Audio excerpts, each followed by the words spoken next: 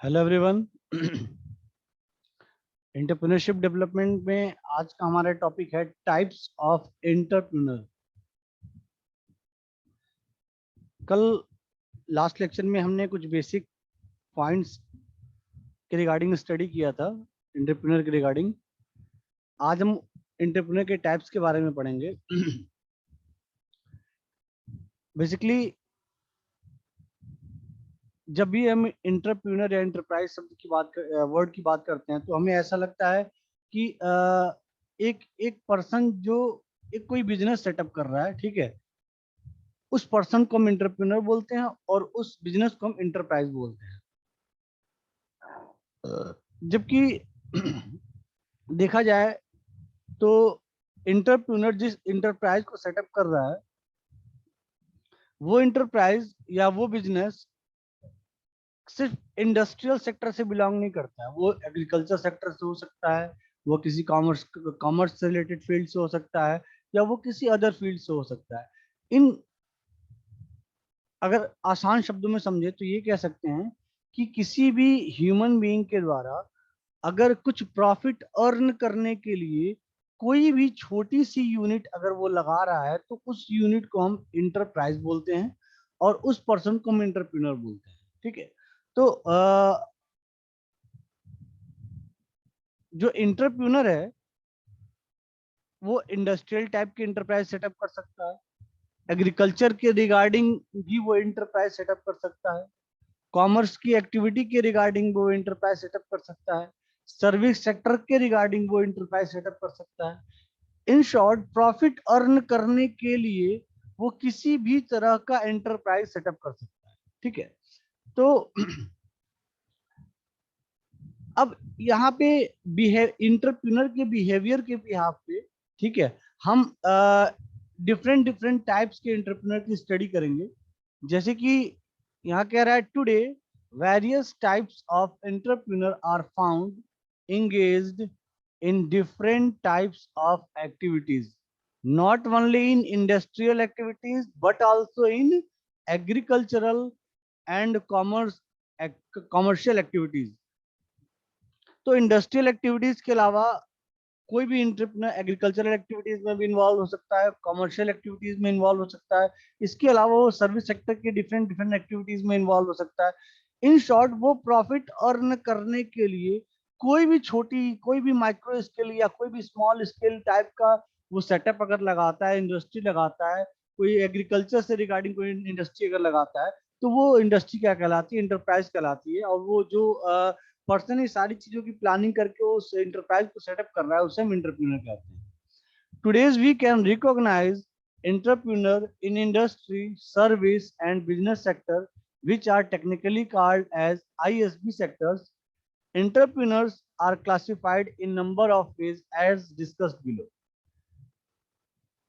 डेनहॉफ्स classification के according entrepreneur को 4 parts में क्लासिफाई किया गया। ठीक है, पहला जो क्लासिफिकेशन है वो इनोवेटिव एंटरप्रेन्योर है, दूसरा है एडॉप्टिव और इमिटेटिव एंटरप्रेन्योर, तीसरा है फेबियन एंटरप्रेन्योर, चौथा है ड्रोन एंटरप्रेन्योर। ठीक है, बेसिकली इसके अलावा भी बहुत सारे क्लासिफिकेशन है, लेकिन डैन हाफ के अकॉर्डिंग जो मेनली क्लासिफिकेशन ऑफ 4 पार्ट में किया गया है, innovative, adaptive, Fabian and drone.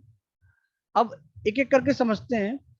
अगर मैं इनोवेटिव एंटरप्रेन्योर की बात करूं, बेसिकली आपको देखिए किसी भी कंट्री के डेवलपमेंट में, ठीक है, उस कंट्री में रह रहे लोगों का बड़ा इंपॉर्टेंट रोल प्ले होता है, या यूं कहें उस कंट्री में बिजनेस का क्या सिनेरियो है किसी भी कंट्री के डेवलपमेंट में बड़ा इंपॉर्टेंट रोल प्ले रखता है। ठीक है, तो किसी भी कंट्री के बारे में आपने सुना होगा, ये कंट्री डेवलप्ड कंट्री है, ये कंट्री डेवलपिंग कंट्री है। ठीक है, ये कंट्री अभी टेक्नोलॉजी के मामले में या अदर सर्विसेज के मामले में बहुत पिछड़ी हुई है। ठीक है, तो ऐसे इंटरप्रेन्योर जो इनोवेटिव होते हैं, मतलब जो इंटरप्राइज सेटअप कर रहे हैं आप कुछ नया इन्वेंट कर रहे हैं, ठीक है, कुछ नई टेक्नोलॉजी लेकर के आ रहे हैं, कुछ नया ट्रेंड खोज रहे हैं, और उस ट्रेंड, उस टेक्नोलॉजी, उस नए आइडिया को यूज करके आप कुछ नया बिजनेस स्टेब्लिश कर रहे हैं, ठीक है। तो इस टाइप के एंटरप्रेन्योर को हम बोलते हैं इनोवेटिव एंटरप्रेन्योर्स। और इस तरह के एंटरप्रेन्योर आपको बेसिकली डेवलप्ड कंट्री में दिखेंगे। फॉर एग्जांपल बिल गेट्स की बात करें, ठीक है, बिल गेट्स ने विंडोज लॉन्च किया था, ठीक है, उन्होंने विंडो की खोज खोज खुद किया था, ठीक है, उन्होंने खुद इन्वेंट किया, खुद इनोवेट किया उसको। तो जब उन्होंने माइक्रोसॉफ्ट को एस्टेब्लिश किया था तो वो एक स्मॉल स्केल टाइप इंटरप्राइज थी, लेकिन वो आज की डेट में बहुत लार्ज स्केल में है, ठीक है। तो जब आप नए आइडिया के साथ, नई टेक्नोलॉजी के साथ जब आप कुछ नया करने की कोशिश करते हैं और उसके बिहाफ में जब आप कोई इंटरप्राइज सेटअप करते हैं तो आप इनोवेटिव एंटरप्रेन्योर की कैटेगरी में आते हैं। तो इनोवेटिव एंटरप्रेन्योर की अगर बात करें तो यहाँ कह रहा है this category of entrepreneur is categorized by smell of innovativeness मतलब जिसके अंदर कुछ नया करने की चाहत हो, जिसके अंदर कुछ नया करने की जिज्ञासा हो, वो एंटरप्रेन्योर जो है इनोवेटिव एंटरप्रेन्योर की कैटेगरी में आता है। This type of entrepreneur sense the opportunities for introduction of new ideas। मतलब मार्केट ऐसे एंटरप्रेन्योर इनोवेटिव एंटरप्रेन्योर कहलाते हैं जो मार्केट की अपॉर्चुनिटी को देखते हुए, मार्केट की डिमांड को देखते हुए कुछ नया ढूंढते हैं, कुछ नया करने की कोशिश करते हैं, न्यू टेक्नोलॉजी को यूज करते हैं, डिस्कवरिंग ऑफ न्यू मार्केट, और अपनी उस इनोवेटिव आइडिया के थ्रू एक नया मार्केट तैयार करते हैं, एंड क्रिएट न्यू ऑर्गेनाइजेशन, और एक नया एंटरप्राइज सेटअप करते हैं।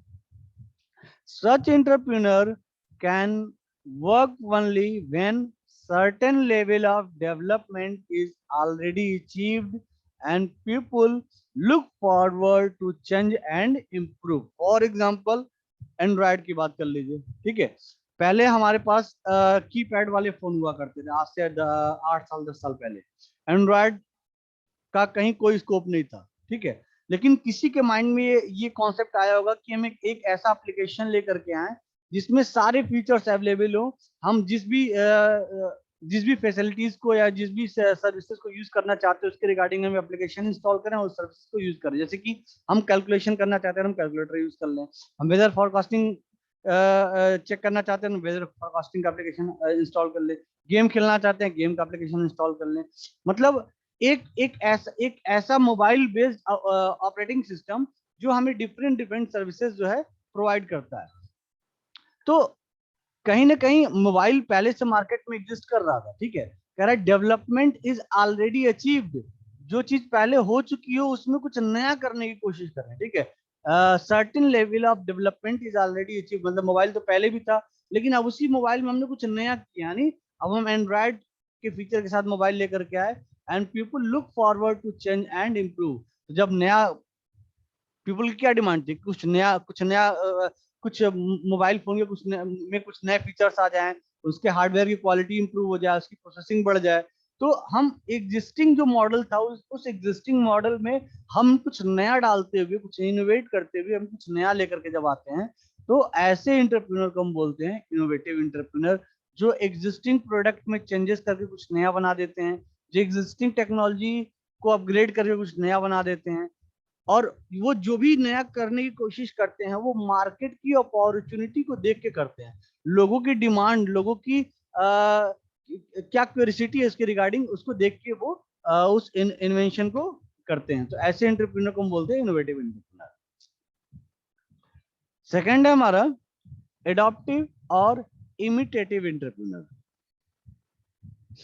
ये बेसिकली एक ऐसे एंटरप्रेन्योर होते हैं जो कुछ नया नहीं करते हैं, जो सिर्फ चीजों को एडॉप्ट कर लेते हैं, ठीक है। Such entrepreneur imitate the existing entrepreneur and set their enterprise in the same manner. जैसे कि सपोज करिए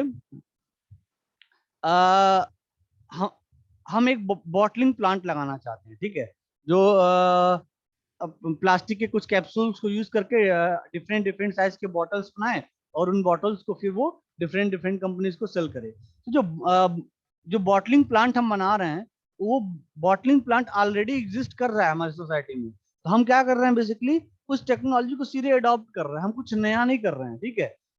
सो इंस्टीड ऑफ इन्वेंशन, यहाँ पे हम इन्वेंशन की बात नहीं कर रहे हैं, क्या कर रहे हैं, सिर्फ एडॉप्शन कर रहे हैं। इंस्टीड ऑफ इनोवेशन में just adopt the technology and method innovated by others, यानी हम सिर्फ क्या कर रहे हैं, कॉपी कर रहे हैं।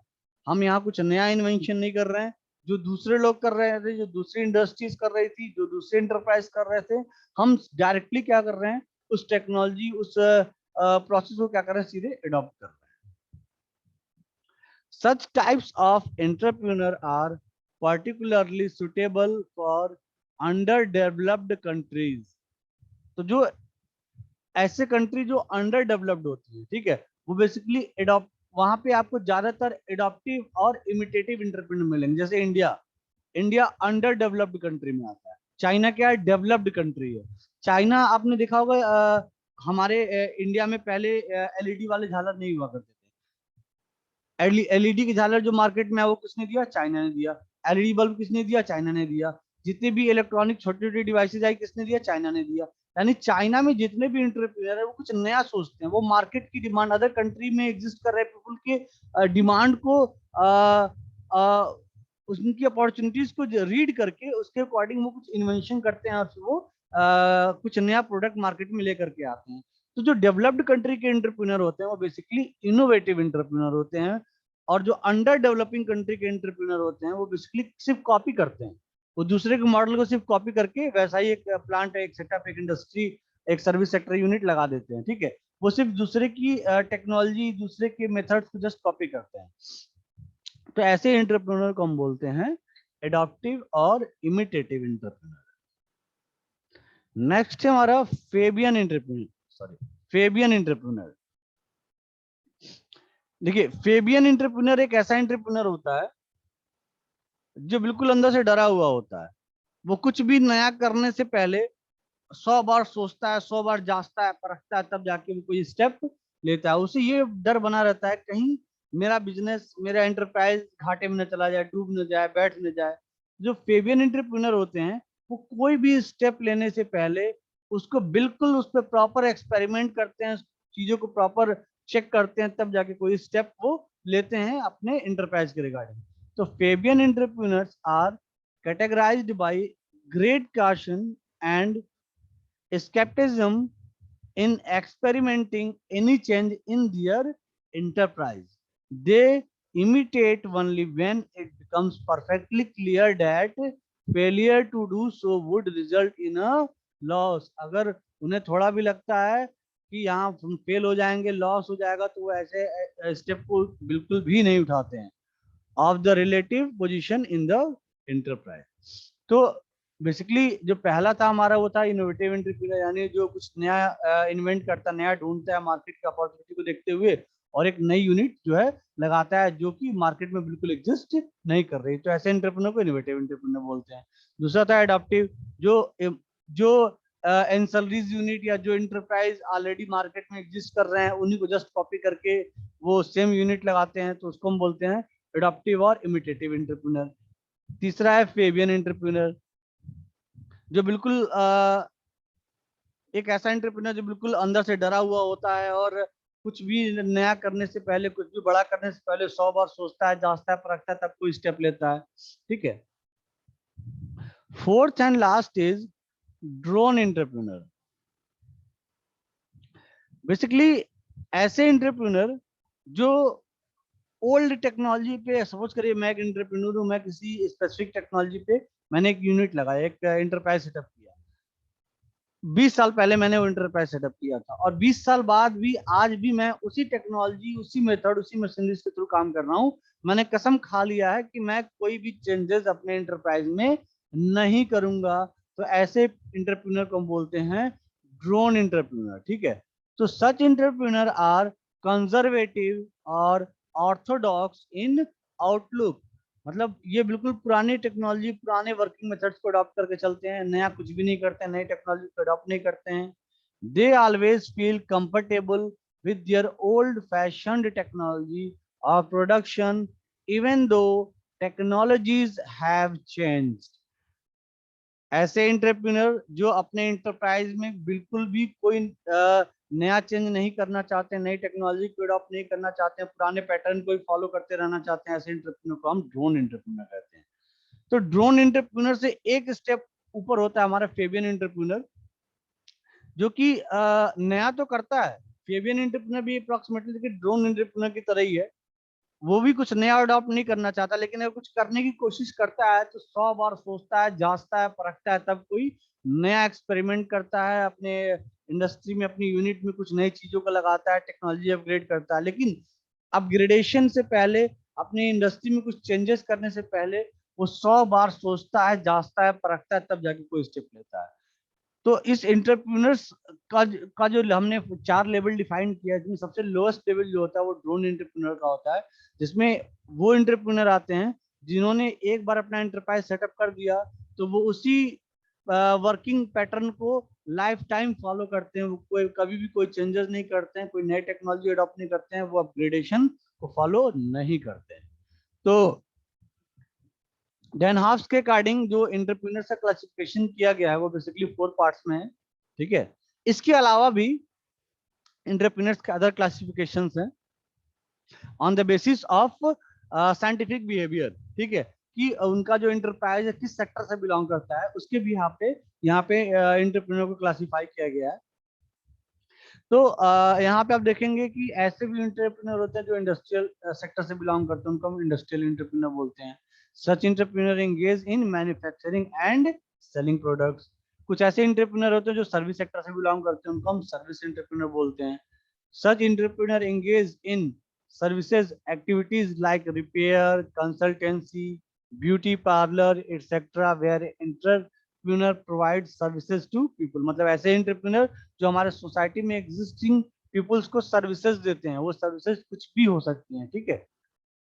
फॉर एग्जांपल सपोज करिए मैंने एसी रिपेयरिंग एसी रिपेयरिंग की मैंने एक यूनिट ले ली है, ठीक है।